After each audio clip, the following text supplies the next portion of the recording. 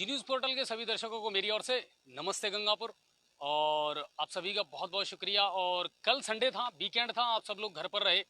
और सबसे बड़ी बात ये थी कि कल मैंने नोटिस किया कि आप में से ज़्यादातर लोग पिकनिक मनाने के लिए गए हुए थे। किसी ने धुंधेश्वर धाम को चुना, तो कोई अपने आसपास का जो भी ऐसा पिकनिक स्पॉट था वहाँ पर अपने परिवार के साथ गए और वहाँ पर एक अच्छा टाइम स्पेंड करा। ये बहुत अच्छी बात है। और धुंधेश्वर धाम से कल हमने आपको भी लाइव दिखाया था। वहाँ की जो कल की जो तादाद थी, लोगों की जो संख्या थी, वो वाकई में बहुत अच्छी थी। और प्राकृतिक छटा इस समय धुंधेश्वर धाम और उसके आसपास बिल्कुल देखने को मिल रही है। झरने वहाँ चल रहे हैं। तो कुल मिलाकर के अगर देखा जाए तो गंगापुर सिटी या उसके आसपास इससे बड़ा बढ़िया पर्यटक स्थल और कोई है भी नहीं, जहाँ लोग एक अच्छा क्वालिटी टाइम स्पेंड करते हैं अपने परिवार के साथ में। तो वो कल आप सब लोगों ने बहुत एंजॉय किया। इसके अलावा लोग मामचारी, करौली, पता नहीं और कहाँ कहाँ जहाँ भी झरने हैं या प्राकृतिक सौंदर्य जहाँ है, वहाँ लोगों ने कल का दिन बहुत सेलिब्रेट किया। क्योंकि कल ऋषि पंचमी थी, संडे भी था और पूरे जिले में पूर्ण लॉकडाउन भी था, तो उसका लोगों ने सदुपयोग किया। इसके अलावा कल रात 9 बजे प्राइम टाइम शो में हमने आपकी मुलाकात करवाई थी जाने माने राष्ट्रीय कवि गोपीनाथ चर्चित जी के साथ। और जिस तरह का फीडबैक आप लोगों ने हमको दिया, जिस तरह के कमेंट्स हमारे पास में आए, यकीन मानिए हम दिल से आप सबके बहुत बहुत शुक्रगुजार हैं कि जब कोई साहित्यकार, किसी लेखक या किसी कवि को हम लगातार आपके पास में लाते रहेंगे इंटरव्यू इस तरह के। और वो ज़रूरी भी है क्योंकि ये किसी राष्ट्र की धरोहर होते हैं। कवि है, साहित्यकार हैं या लेखक हैं, इनका हमें सम्मान करना ही चाहिए। और उस प्रोग्राम को आप लोगों ने जिस तरह सराहा और जिस तरह के कमेंट्स आए, उन्होंने कहीं ना कहीं हमारा भी हौसला बढ़ाया है कि आने वाले समय में गंगापुर सिटी और उसके आसपास जितने भी कलाकार हैं जो इस तरह की वैल्यूएशन रखते हैं, उनको हम ज़रूर समय समय पर आप लोगों से रूबरू करवाया करेंगे। तो ये एक बहुत अच्छी पहल थी जिसका आप सब लोगों ने बहुत दिल से इस्तकबाल किया, तो इसका भी हम आप लोगों के लिए शुक्रिया अदा करते हैं। अब बात करते हैं साहब, कल से अब तक क्या कुछ घटित हुआ सवाई माधोपुर में, करौली में या उसके आसपास क्राइम के अंतर्गत या अन्य खबरों में। बड़ा बेताबी से आप लोगों को इंतजार रहता है। तो चलिए अब पूरा जो गागर में सागर है वो भरने का मैं प्रयास करता हूं और इन सारी खबरों को मैं संक्षिप्त में आपको बताने का प्रयास जरूर करूंगा कि क्या कुछ घटित हुआ सवाई माधोपुर और गंगापुर सिटी में। बात करें पहले जिला मुख्यालय की कि जिला मुख्यालय से आज की बड़ी खबर क्या थी। तो विशेष अदालत ने आज पॉक्सो एक्ट में एक मामला था और ये मामला था 12 जुलाई 2018 का। उस पर संज्ञान लेते हुए, उस पर सुनवाई करते हुए आज अदालत ने बौली के रहने वाले जटवाड़ा निवासी गौरव उर्फ गोलू को 10 वर्ष के कठोर कारावास की और 80,000 रुपए के अर्थदंड से दंडित किया है। ये मामला 12 जुलाई 2018 का था जब एक नाबालिग के साथ दुष्कर्म की घटना को अंजाम दिया गया और तब से इसकी सुनवाई चल रही थी और आज इसमें बड़ा फैसला आया और जो आरोपी था उसको 10 वर्ष की सजा सुनाई है विशेष न्यायालय सवाई माधोपुर ने पॉक्सो एक्ट के अंतर्गत। अब बढ़ते हैं गंगापुर सिटी से, यानी माधोपुर से। इसके अलावा और कोई खबर नहीं थी। माधोपुर में इन दिनों एक चीज जरूर चल रही है जो मैंने आपको पहले भी बताया था कि आजकल चोर बजाय मोटरसाइकिल ले जाने के टायरों को पार कर रहे हैं, यानी उनकी चोरियां ज्यादा हो रही हैं और ये जिला मुख्यालय पर लगातार जारी है। हालांकि आज ऐसी कोई खबर हमारे पास में नहीं आई है। अब बढ़ते हैं गंगापुर सिटी की तरफ कि साहब गंगापुर सिटी में क्या कुछ घटित हुआ। तो थाना कोतवाली ने आज एक बड़ी कार्रवाई करते हुए बहुत मामलों में वांछित चल रहे एक अपराधी को पकड़ने में, उसे गिरफ्तार करने में कामयाबी हासिल की है। दरअसल मीना बड़ौदा का रहने वाला दीपक उर्फ डिप्टी कई मामलों में हिस्ट्री सीटर रहा है और तलाश चल रही है पुलिस को। 2 मुकदमे लूट के हैं। इसके अलावा अगर और बात की जाए तो उदयपुर थाने में भी इसके खिलाफ मुकदमे पहले से दर्ज हैं। थाना कोतवाली के जो प्रभारी हैं दिग्विजय सिंह जी, उन्होंने बताया था कि अभी कुछ दिन पहले वजीरपुर में जो गोलीकांड हुआ था उसमें भी हमें इसकी तलाश थी। तो कई ऐसी घटनाएं थी जिनको ये दीपक उर्फ डिप्टी अंजाम दे चुका था और पुलिस को इसकी सरगर्मी से तलाश थी। 5 से ज्यादा मुकदमे इसके ऊपर चल रहे हैं। आर्म्स एक्ट में आज देसी कट्टे सहित इसको गिरफ्तार किया हिंडौन ब्रिज के पास से मुखबिर की सूचना पर। पदम जी, उसके बारे में और कोई अपडेट है आपके पास? कोतवाली थाने को बड़ी कामयाबी मिली है ये, और 3 थानों की पुलिस को इसकी तलाश थी और आज इसे मुखबिर की सूचना पे गिरफ्तार किया और अवैध देसी कट्टा भी उसके पास में मिला है। तो ये एक थाना कोतवाली की बहुत बड़ी और अच्छी कार्रवाई थी कि कई मामलों में वांछित चल रहा था और आज उसको गिरफ्तार करने में कामयाबी हासिल की है। अब बढ़ते हैं अगली खबर की तरफ जो थोड़ी सी दुखद है। शारेली और वजीरपुर के बीच में आज एक सड़क दुर्घटना हुई जिसमें स्कूटी पर सवार 2 महिलाओं में से एक महिला की मौके पर मौत हो गई, जबकि दूसरी महिला जो उसकी बहन थी उसका राजकीय अस्पताल गंगापुर सिटी में इलाज चल रहा है। दरअसल ये महिलाएं वजीरपुर से कुड़गांव के लिए जा रही थी, गेरई की रहने वाली थी और किसी अज्ञात वाहन ने इनको भीषण टक्कर मारी और मौके पर एक महिला की मौत हो गई। शव पोस्टमार्टम के लिए मोर्चरी में रखा गया है और कल शायद उनका पोस्टमार्टम करवा करके और शव परिजनों के सुपुर्द कर दिया जाएगा। उसकी जो बहन है संगीता बाई सैनी, उसका इलाज जरूर चल रहा है और जो मृतका है शंकर बाई, उनका शव जो है वो पोस्टमार्टम के लिए रखा हुआ है। गेरई की रहने वाली थी ये और वजीरपुर से कुलगाम के लिए जा रही थी स्कूटी पर।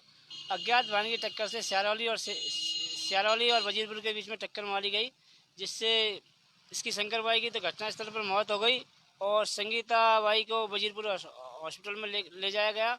वहाँ स्थिति को देखते हुए गंगापुर हॉस्पिटल में। अच्छा, बाइक स्कूटी चला कौन रहा था पदम जी? स्कूटर उनका कोई परिजन ही चला रहा था।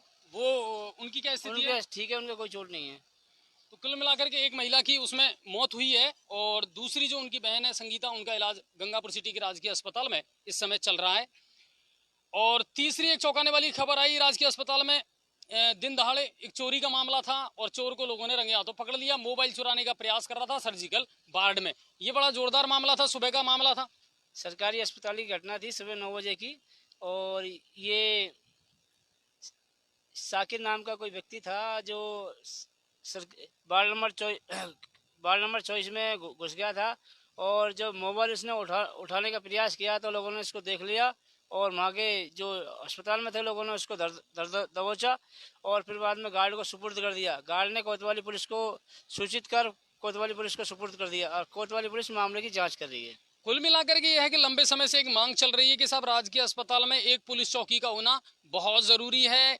वहाँ आए दिन इस तरह की घटनाएं हो रही हैं, तो एक या दो गार्ड ही वहाँ रहते हैं और वो भी बाहर ही रहते हैं। वो ज्यादातर वार्ड में अंदर जा करके और ज्यादा नहीं देखते इन चीजों को। तो ये तो शुक्र रहा कि कोई बड़ी चोरी की वारदात नहीं हुई और लोगों को तुरंत वहाँ नजर पड़ी, नोटिस में किया और तुरंत ही गार्ड के हवाले कर दिया।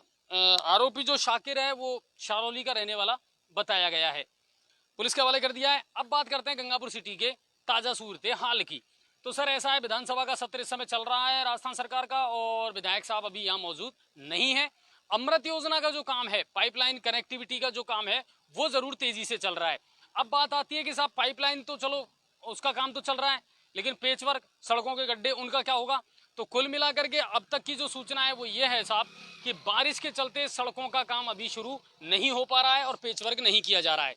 हमारी पेचवर्क के ठेकेदार से बात हुई थी सिंगल साहब से, तो उन्होंने बताया कि केंद्र सरकार ने तो पैसा भेज दिया राज्य सरकार के पास, लेकिन राज्य सरकार ने अभी पैसा नहीं दिया है। इसके चलते थोड़ा डिले हो रहा है और फिर बरसात के मौसम में उन्होंने बताया कि 2 तारीख से पेचवर्क का काम शुरू किया जाएगा।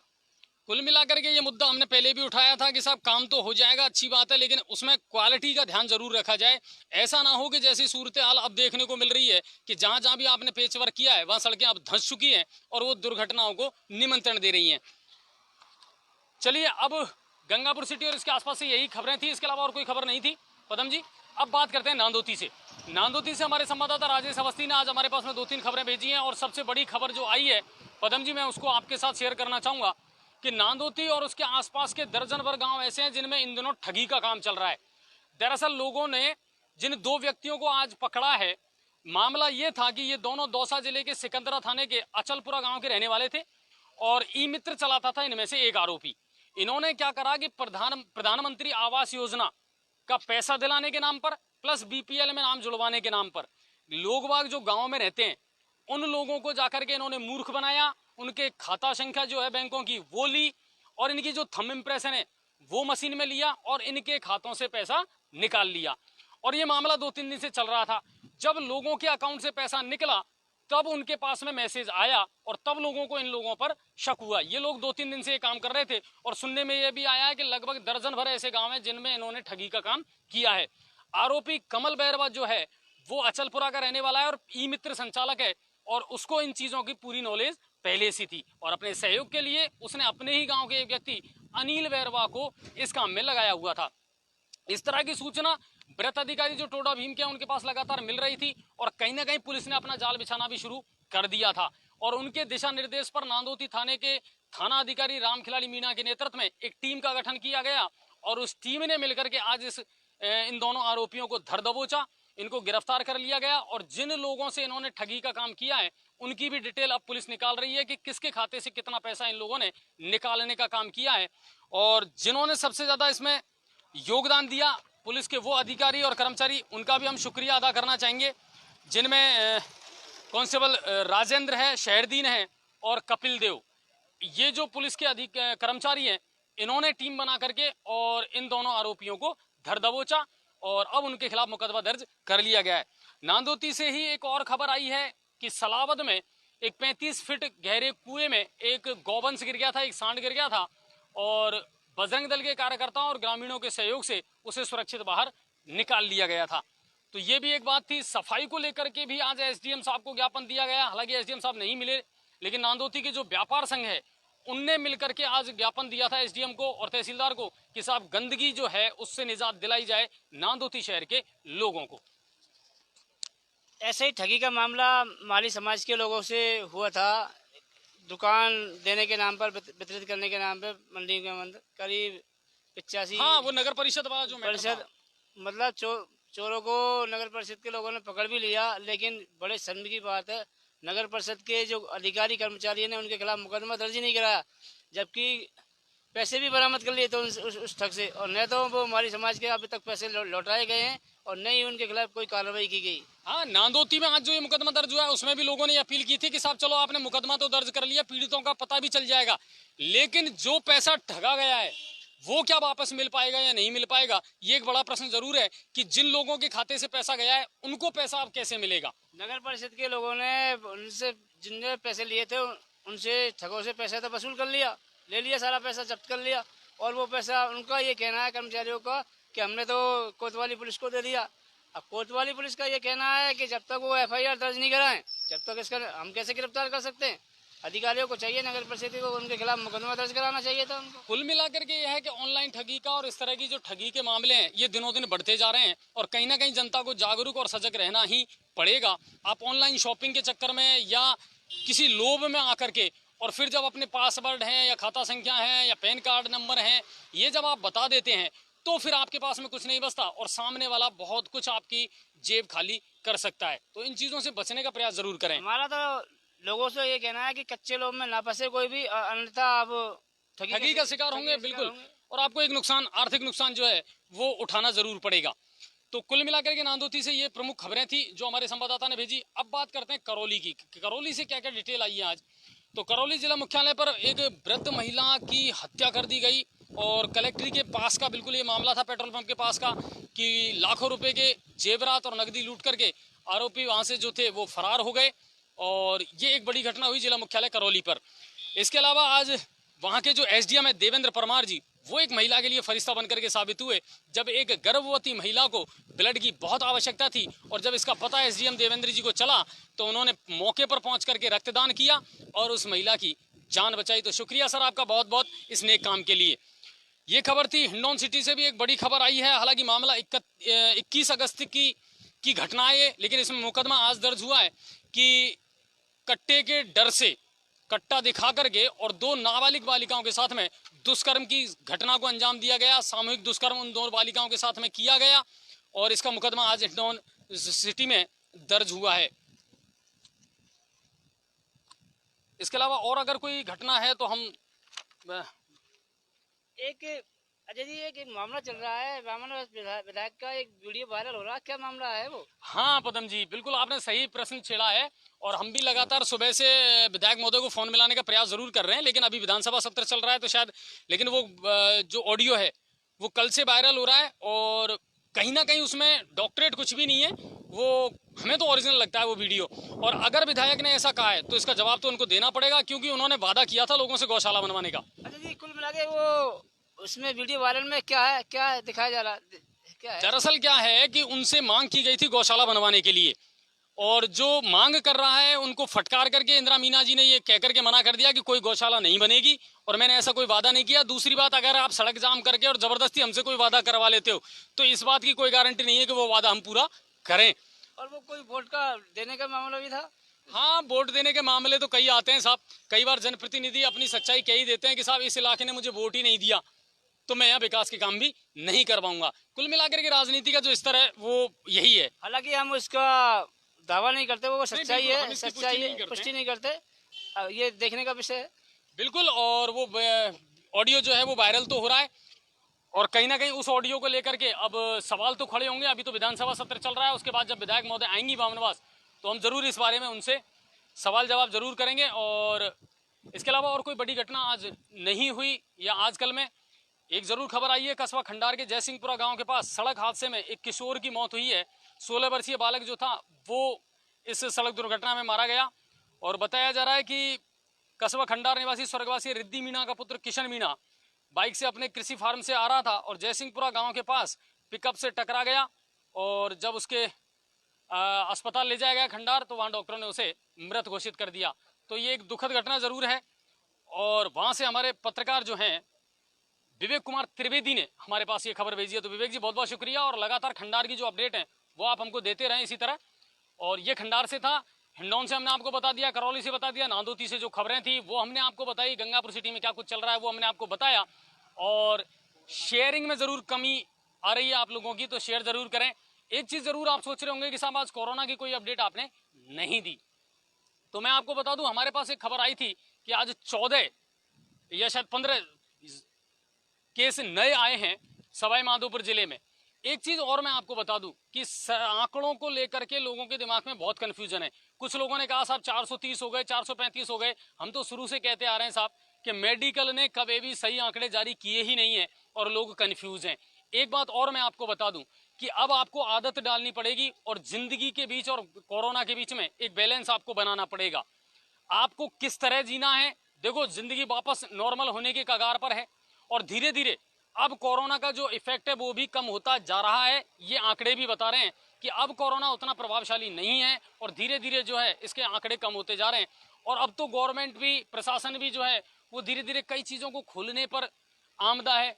पदम जी, अब धीरे धीरे मेरे ख्याल से सारी चीजें खुल जाएंगी। आज शादी विवाह और जो फंक्शन है उनको लेकर के भी गाइडलाइन आई है कि आने वाले समय में हो सकता है अगर आपके पास में 200 लोग की व्यवस्था है तो ये ध्यान रखिए कि कम से कम स्पेस इतना होना चाहिए कि जहाँ 400 लोग समा सकें, तब आपको 200 लोगों के साथ में फंक्शन करने की इजाजत मिलेगी। तो कुल मिलाकर के धीरे धीरे सब कुछ खुलने वाला है और बाकी और कोई अपडेट हमारे पास है नहीं। अगर आपके पास कोई कंप्लेंट है तो बताएं। कल कसाईपाड़े में एक पीपल का पेड़ गिरा था तारों पे, तो वहाँ हाँ, की वो लाइव भी दिखाया था, लेकिन उसका आधा हिस्सा भी अभी गिरने वाला है, कभी भी गिर सकता है। हमारा प्रशासनिक अधिकारी से निवेदन है कि इस जो पीपल का वृक्ष जो अधर में लटक रहा है वो कोई बड़ा हादसा कर सकता है।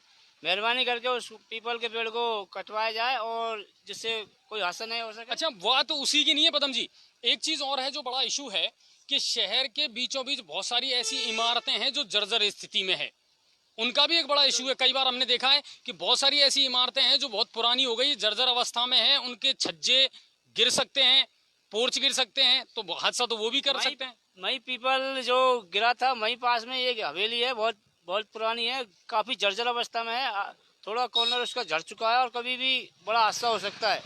तो कुल मिलाकर के इन चीजों को भी प्रशासन को नोटिस में लेना पड़ेगा।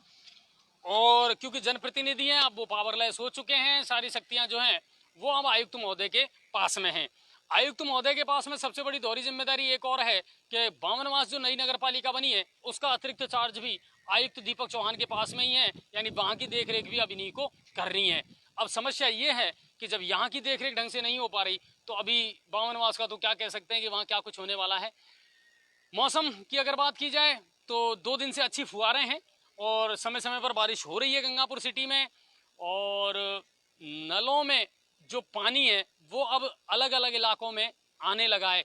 वार्ड नंबर 13 से हमारे पास में भेजा था कि साहब खिलापति वाली जो कॉलोनी है पुरानी नगर पालिका, वहाँ अभी भी समस्या जस की तस है। तो मैं उनसे ये कहना चाहूँगा कि सर थोड़ा सा इंतजार आप करें, बहुत जल्दी अब आपके उस एरिया का भी नंबर आने वाला है और वहाँ भी आपकी जो ये समस्या है उसको बिल्कुल जल्दी दूर कर दिया जाएगा, क्योंकि अमृत योजना का जो काम है उसमें अब तेजी आई है और वो काम तेजी से चल रहा है। तो इसके अलावा और कोई बड़ी अपडेट नहीं है। 2 दिन की विधानसभा के बाद में उम्मीद करते हैं कि विधायक साहब आ जाएंगे तो फिर इससे जो विकास के काम है उनको गति मिलेगी। सड़कों का जो मुद्दा है ये तो बड़ा है साहब और अब धीरे धीरे बढ़ता भी जा रहा है। लोग बिल्कुल आवाज उठा रहे हैं कि साहब सड़कों की मरम्मत जल्द से जल्द करवाई जाए और जो सूरत बिगड़ी हुई है इन दिनों शहर की, उस सूरत को अब जल्द से जल्द ठीक किया जाए। तो ये हमारी भी अपील है और बाकी लगातार आपको जी न्यूज़ पोर्टल पर हम अपडेट देते रहते हैं। पदम जी, कोई ना कोई घटना है उसको लाइव जरूर आपको दिखाते हैं। मेरा भी प्रयास होता है कि लगातार अगर कोई अपडेट है तो मैं आप तक पहुंचाऊं उसको। बाकी खबरें आपको हर खबर मिलेगी और पूरी प्रमाणिकता के साथ मिलेगी। बस आप शेयर करते रहें और अपने कमेंट्स और अपने सुझाव हमारे पास भेजते रहें। जी दोस्तों, जी न्यूज़ पोर्टल बहुत कुछ करना चाहता है, लेकिन इसमें आपका सहयोग चाहिए हमें। और सच्चाई की खबर दिखाते हैं। और जब तक हमारे शरीर में दम है, जब तक सच्चाई की खबर दिखाते रहेंगे, लेकिन आपका सहयोग जरूरी है हमें। नहीं, बिल्कुल अपनी पॉजिटिव सोच के साथ में आप खबरों को देखें, और थोड़ा सा आप लोगों को भी सहयोग करना पड़ेगा। और आपका सहयोग सिर्फ हमें इतना चाहिए कि एक तो आप ज़्यादा से ज़्यादा शेयर करें, ताकि प्रशासन तक या ऊपर तक हमारी जो खबरें हैं उनका इम्पैक्ट नजर आए कहीं ना कहीं। दूसरी बात यह है कि आपको भी अपनी सोच अच्छी रखनी पड़ेगी और जागरूक होना पड़ेगा अपने अधिकारों के प्रति। अगर आप जागरूक नहीं होंगे तो अकेला मीडिया भी कुछ नहीं कर पाएगा। आपको भी आवाज उठानी पड़ेगी, आपको भी जागरूक होना पड़ेगा और अपने अधिकारों के लिए लड़ाई लड़नी पड़ेगी। मगर आपकी हर आवाज को सच्चाई के साथ में जी न्यूज पोर्टल इसी तरह उठाता रहेगा। आपके लिए बहुत सारे खूबसूरत प्रोग्राम हम लाते रहेंगे। कल जो कवि महोदय का इंटरव्यू था, वो यकीन अगर मुझसे कोई पूछे तो बहुत खूबसूरत मुझे लगा और बहुत अच्छा था कि उन्होंने बहुत गुदगुदाया आपको, और कहीं ना कहीं एक स्ट्रेस जो है वो भी दूर होता है। तो कोरोना में तो कम से कम ये चीज़ें राहत देने वाली है। इसके अलावा और कोई खबर हमारे पास नहीं है। और इसी तरह अपना ख्याल रखें, सतर्क रहें, और सरकार की जो गाइडलाइन है उसका जितने हो सके उतना पालन करने का प्रयास जरूर करें। आप सभी का बहुत बहुत शुक्रिया, और एक बार फिर से कहूँगा, नमस्ते गंगापुर।